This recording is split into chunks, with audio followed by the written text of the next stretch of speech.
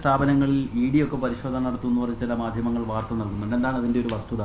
എൻ്റെ സ്ഥാപനങ്ങളിൽ E D പരിശോധന നടത്തിയിട്ടില്ല. ഇ ഡി നോട്ടീസ് അയച്ചിരുന്നു. അതിപ്പോൾ ഒരു മാസം മുമ്പ്, കഴിഞ്ഞ മാസം മറ്റോ ആണ്. അത് അതിൻ്റെ ഡീറ്റെയിൽസും കണക്കുകളൊക്കെ വിളിപ്പിച്ചു.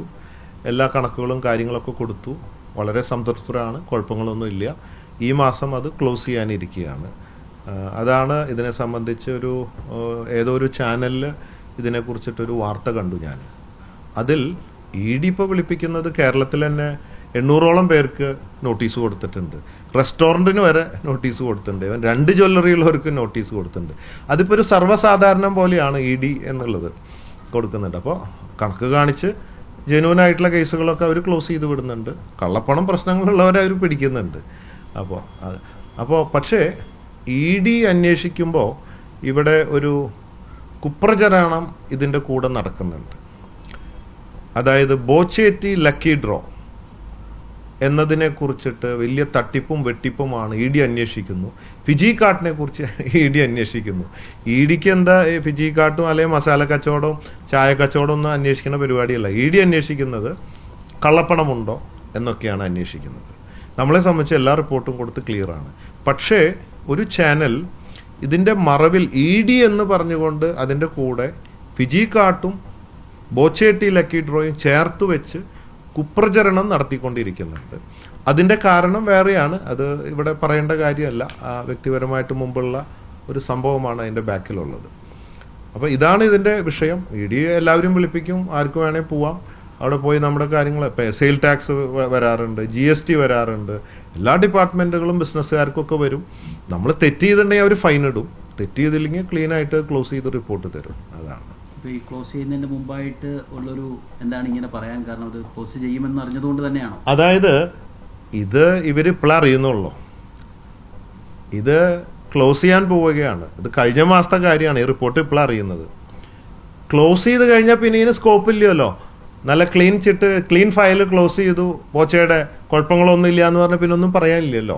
ക്ലോസ് ചെയ്യണതിന് മുമ്പാണെങ്കിൽ ഇ ഡി അന്വേഷണത്തിൽ, അങ്ങനെയാണല്ലോ, ഇ ഡി അന്വേഷണത്തിൽ പിന്നെ ബാക്കി അങ്ങോട്ട് പറയുകയാണല്ലോ. അങ്ങനെ വെച്ചിട്ട് ഒരു വലിയ സംഭവമായിട്ട് നമ്മളുടെ ഇൻവെസ്റ്റേഴ്സ്, നമ്മുടെ ഷെയർ ഹോൾഡേഴ്സ്, നമ്മുടെ ഡെപ്പോസിറ്റേഴ്സ്, ഇവരൊക്കെ അവർ വളരെ സത്യസന്ധമായിട്ടുള്ള ഇടപാടുകളാണ് നമ്മൾ വർഷമായിട്ട് നടത്തിക്കൊണ്ടിരിക്കുന്നത്. ഈ 161 വർഷത്തിൽ ഇതുവരെ ഒരാൾക്കൊരു പൈസ കിട്ടാനോ അല്ലെങ്കിൽ കള്ളപ്പണം ഉണ്ടെന്നോ അങ്ങനത്തേതായ രീതിയിലോ ഒരു വക സംഭവങ്ങളോ ഇന്ന് വരെ, ഒരു കേസോ കൂട്ടോ പ്രശ്നങ്ങളോ ഇന്ന് വരെ ഇല്ല. വളരെ സുതാര്യമായിട്ട് മുമ്പോട്ട് പോകുന്നുണ്ട്, ഒരു പ്രശ്നങ്ങളും ഇല്ലാതെ. അതുകൊണ്ട് ഈ ക്ലോസ് ചെയ്തിരിക്കുന്നതിൻ്റെ ഇടയിൽ കയറിയിട്ട് ഒരു വലിയ ന്യൂസാക്കി മാറ്റാൻ വേണ്ടിയിട്ട് ചെയ്യാണ്.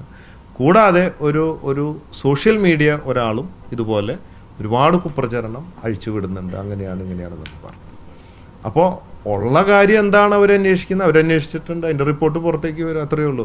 അതിൽ ചായപ്പൊടി, ഫിജി കാർട്ട്, എല്ലാ സാധനങ്ങളും കയറ്റിക്കൊണ്ട് ഇല്ലാത്ത സബ്ജക്റ്റുകളൊക്കെ കയറ്റിയിട്ട് അത് കുപ്രചരണം നടത്തുന്നുണ്ട്. ലോട്ടറി ഒക്കെ ഒരു വലിയ തട്ടിപ്പാണെന്നൊക്കെ പറയുന്നുണ്ട്. അങ്ങനെ നിയമപരമായി ലോട്ടറി നടത്താൻ നമുക്ക് നിലവിൽ സംസ്ഥാനത്ത് അങ്ങനെ നിയമമുണ്ടോ? ഞാൻ ലോട്ടറി നടത്തുന്നില്ല. ഞാനും ഈ 1-2 സോഷ്യൽ മീഡിയയിലാണ് ഇതിനെക്കുറിച്ചിട്ട് പ്രചാരം ചെയ്യുന്നത്. അതായത് ഞാൻ ബോച്ചെ ടീ ചായപ്പൊടി വിൽക്കുന്നുണ്ട്. അതിനൊപ്പം സൗജന്യമായിട്ട് ബോച്ചെ ലക്കി ഡ്രോ കൂപ്പണും കൊടുക്കുന്നുണ്ട്, ഫ്രീ ആയിട്ട് കൊടുക്കുന്നുണ്ട്. അപ്പോൾ ഇതിനെതിരെ അത് 25 കോടി, ദിവസേന 10 ലക്ഷം, കാർ, ഇങ്ങനെ ഒരുപാട് സമ്മാനം, 22 കോടി രൂപയോളം ഞാൻ ഈ 3 മാസം കൊണ്ട് നൽകിയിരുന്നു. ഇതൊക്കെ സത്യമാണ്. അതായത് Wayanad lottery officer, law officer Wayanad police സ്റ്റേഷനിൽ എനിക്കെതിരെ പരാതിപ്പെട്ടു. ഇത് ലോട്ടറിയാണ് ബോച്ചെ നടത്തുന്നത്. കോടതിയിലെത്തി. എനിക്ക് മുൻകൂർ ജാമ്യം ലഭിച്ചു. അപ്പോൾ കോടതി ഓർഡറിൽ പറയുന്നത് ലോട്ടറീസ് ആക്ട് സെക്ഷൻ 2B പ്രകാരം ഇത് ലോട്ടറി അല്ല എന്ന് കോടതി പറയുന്നുണ്ട്. അവിടെ ലോട്ടറി എന്ന് പറഞ്ഞാൽ ടിക്കറ്റ് പൈസയ്ക്ക് വിൽക്കുന്നതാണ് ലോട്ടറി. അത് കേരള ഭാഗ്യക്കുറി ലോട്ടറി, അത് നമുക്ക് ചെയ്യാൻ പാടില്ല. നമ്മൾ സെയിൽസ് പ്രൊമോഷനാണ് ചെയ്യുന്നത്. അത് കേരളത്തിലും ഇന്ത്യയിലും എത്രയോ പേര് ചെയ്തുകൊണ്ടിരിക്കുന്നു. ഞാൻ ഫേമസ് ആയതുകൊണ്ട് ഇത് വലിയ പ്രചാരം കിട്ടി, വലിയ സമ്മാനങ്ങൾ കൊടുക്കുന്നത് കൊണ്ട്. അതുകൊണ്ട് കോടതി അവിടെ പറയുന്നുണ്ട് ഇതൊരിക്കലും ലോട്ടറിയോ കാര്യങ്ങളോ ഇവിടെ വഞ്ചനയോ തട്ടിപ്പോ ഒന്നുമില്ല എന്ന് പറയുന്നുണ്ട്. ആ ഒരു വിധിയെക്കുറിച്ചിട്ട് ഞാൻ ഇന്നാൾ സോഷ്യൽ മീഡിയയിൽ ഇടുകയുണ്ടായി.